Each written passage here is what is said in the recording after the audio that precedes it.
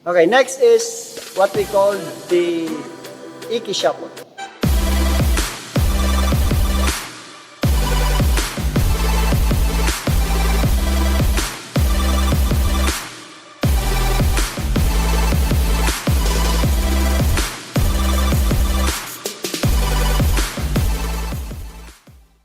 Medyo mahirap to. Kailangan mo ng pasensya.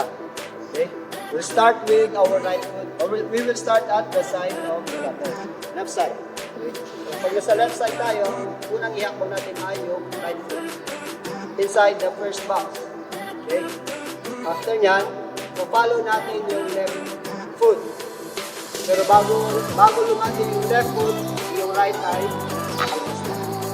Okay? Then, our left foot will step on the second box. Doing it repeatedly. Left to right. Step.